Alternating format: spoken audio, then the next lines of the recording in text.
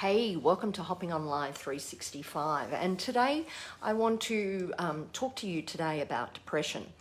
Now, it's not the most comfortable topic to talk about, and it certainly sometimes is not an uplifting topic to talk about. But today I feel a real need to share my experience with depression.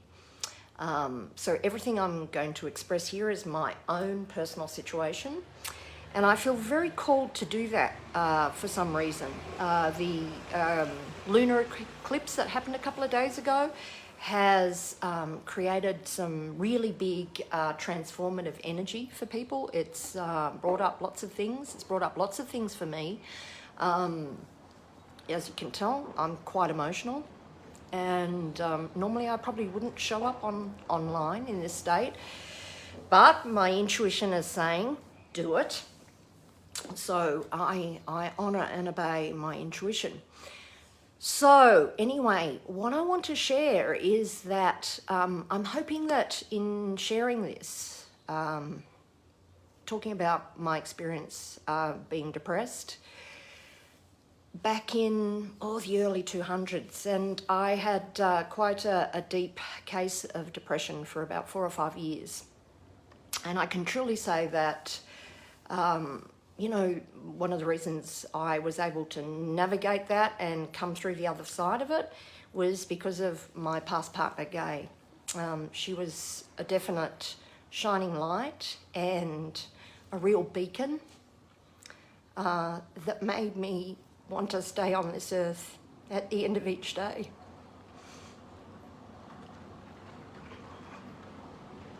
And I think for those of you that experience depression, you know the hopelessness, the void, the disappointment, the numbness, but just that sense of you can't escape what you're going through. You know what that's like. But for other people that haven't experienced it and don't have an appreciation or an understanding how when you look at someone and they appear to have a wonderful life, how in their own heads, their whole life is constructed in a very different way. And every living, breathing experience for them when they're in the state of depression is... what's the word I'm trying to say, is really, it's just fucking hard. It's fucking hard because all you see is the stuff that's not working. All you see is your failures. All you see is the darkness, and you just feel like you're being sucked into this space, right? And I feel really fortunate because, I moved through my time in depression, and it was really gnarly and it was really difficult. Yes, I can feel the experience right here, right now, as I talk to you about it, because it is a life-threatening experience. There are many days where, for most of my time, I laid on my office floor, staring at the ceiling, in amongst trying to make myself do things, but I just felt like I didn't have the capacity or ability to do anything. It was just the bleakest experience of my life. And, I would get into exercise every day. I would write anywhere between 10 and 100 reasons why I am grateful to be me and grateful to have the life that I had.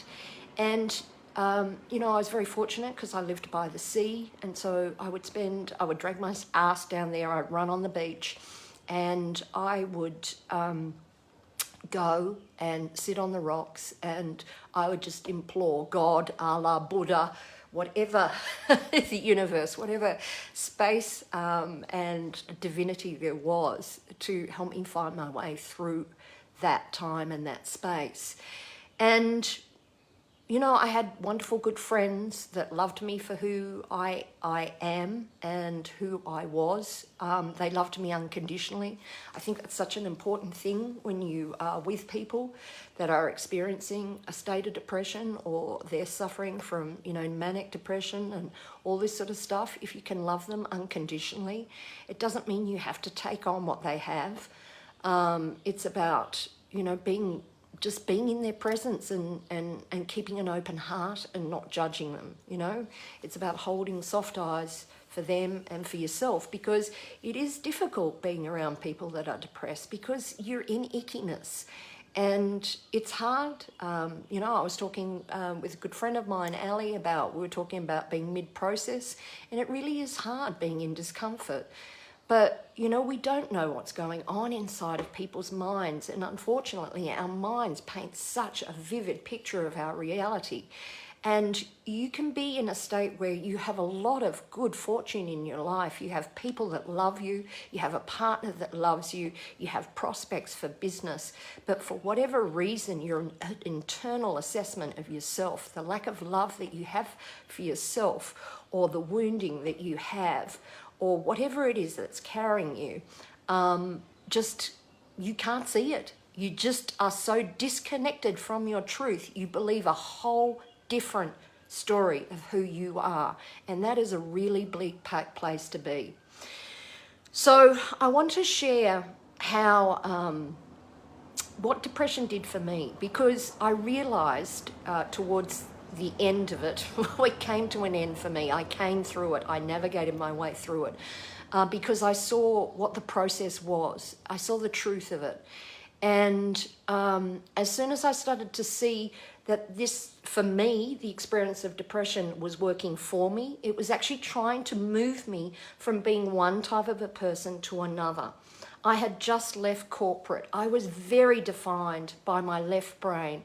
And, you know, I was very egoic in terms of, you know, I use a model, the be, do, have model, around our self-definition. And when I talk about ego, I'm talking about id, the Latin ego, our self-identity.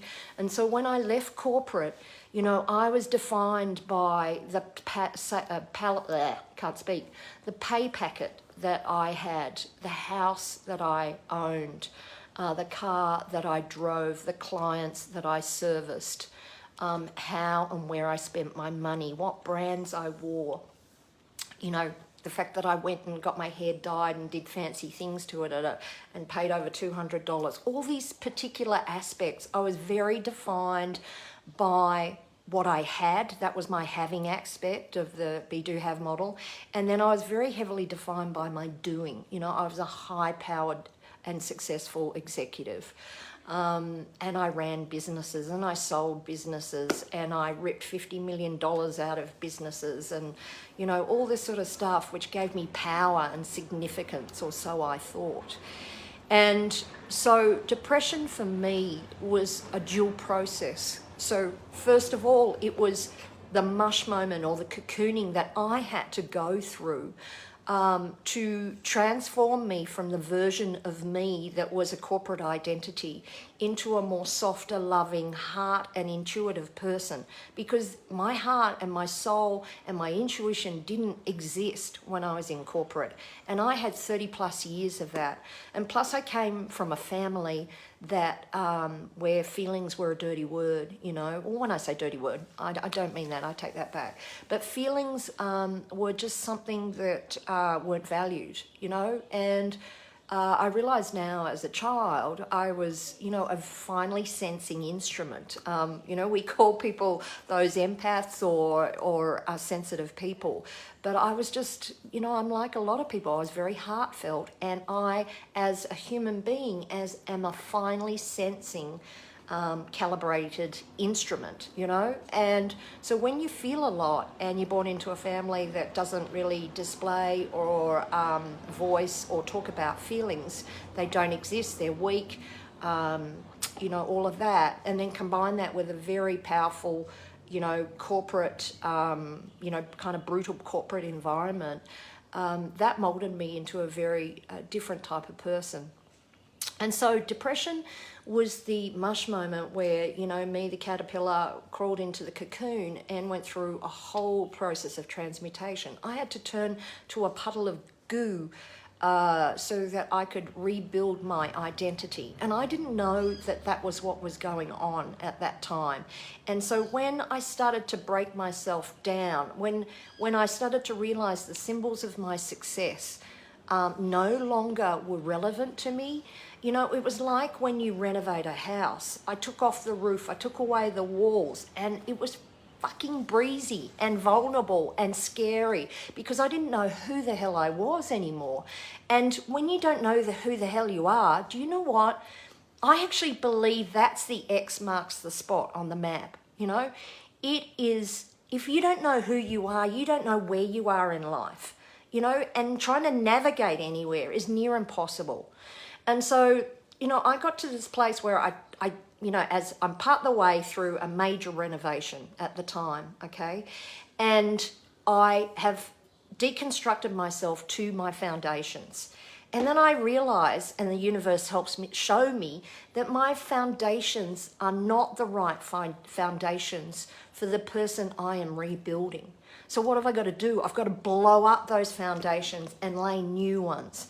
And that's the really gnarly part of the depression, because you have to go deeper. The very things that you thought were the core of you, you face them, you question your existence. Why the fuck am I here? What am I doing? What am I doing with my life? Should I even be drawing breath? And it's interesting because I can remember getting up one morning and I was laying on the floor staring at the ceiling. The sun shone on my face and my intuition just said, to draw breath is your purpose right now, Jenny. To be a human being is your purpose right here, right now, you know? And if all it is just to draw breath and to be a living experience, giving your spirit the opportunity to experience humanness, if that's what you've got to believe is your purpose, then just appreciate the fact that you are here to draw breath. And that started me on a different journey, because I started to realize that it's not what I had or what I do. I started to refocus on it's actually who I be as a person. And so I started to attach to different foundations because I had to build a new foundation. So the deconstruction and the reconstruction of my whole self-identity, my id, my ego, was done through the process of depression. And it took 4 to 5 years. But there was something else that was happening for me at the same time, okay? When I left corporate and throughout my whole life, I thought I was special. I mean, we all are special, don't get me wrong. And it's really important to know and to hold your own specialness, your own love, your own gifts, and all of that. But I thought I was here to change humanity. You know, I thought I was I was going to be the female version of Tony Robbins. I thought that I was going to be like a different version of Eckhart Tolle. You know, I had all these grand fantasies that I felt I had a sense of knowing and a sense of knowing around. And what had happened, what I realized was I had created this whole idealism and whole fantasy in my head. And so the depression was helping me deconstruct that fantasy, right? Hold on 2 secs. And I think we all get these idealisms in our minds, and we all get these expectations that we build up as to what life should look like and what we should be doing and how we should be doing it. And so depression for me was like, it was if I usually have a pen, but I don't, but it was, my depression also was twofold. It was helping me rebalance the seesaw, because what happened was that my fantasy was up here on the seesaw, right? And this was my reality, right? It was so the seesaw, my fantasy, my idealism of changing humanity and being this big, powerful personal development person was just way up here. And my reality was here. The disconnect was so deep. It could only be a chasm of depression, right? And so what happens is we try to lift, like for ages, I tried to lift myself out of that. And this is when I got into into John DeMartini's work. And working with him, I realized, you know what? There's actually a better way. Smash the effing fantasy and the seesaw will equilibrate as well. So, you know, my depression is very different. You know, I imagine some people find similarities to this, but for others it may be very, very different. But I felt like I had to share this to show that in some cases, it may not be a disease. In some cases, it might be a cocooning. In some cases, it might be a transformative process. It was for me on 2 levels. It helped me totally redefine who I was. I am a totally different person to the version of who I was in my 20s, 30s, and 40s, you know. And it helped me re-equilibrate or smash the fantasy that I was trying to live my life against, because I could only experience depression and struggle if I was measuring myself against that idealism. So, you know, I'm hoping maybe that this shares some light and hope and understanding around what depression may be for some people. And I do think that there's always going to be some element of a disconnect between what reality is now and what it is that you believe it to be, or what you should be functioning at, or what life should look like. I do believe there's always an element of that in there. And, you know, I have no proof or no science or no research to judge that on. I just have my intuition is speaking that very loudly. So I want to share this to shine some light, to show some hope, and to create a different lens to maybe look at depression, whether you're in it yourself or whether you know that you're with someone, to have compassion and understanding that what you see within the person's life experience to be is a totally different, there's a totally different manufactured life going on, and the feeling aspect is what holds you rooted in it. And I do believe that self-love and self-appreciation and self-knowledge is a really important part of the journey out. And I think the more we know what we are and what we are not, helps us navigate that really gnarly path. That and unconditional love. And, you know, the unconditional love that I experienced from my partner, and the unconditional love and support and joy that I had from my friends, even though I couldn't feel it at the time, was very much the life raft that I needed at the time, until I could find my own flicker and reignite my own. You know, I was just getting that, like, you know, when you see on like The Amazing Race and they're given a flint and they have no idea how to use it and they're sort of smashing away and there's a little spark. I can remember feeling some of those sparks, and I thought, okay, the next step is I've just got to get a little flame. I've got to create a pilot flame. And that really came back to me owning and loving who I was. And my 1,000 reasons why, you know, writing between 10 to 100 reasons and sometimes 200 reasons. I mean, Jesus, I think I wrote 5,000 reasons in the end as to why I loved being me and why I loved my life.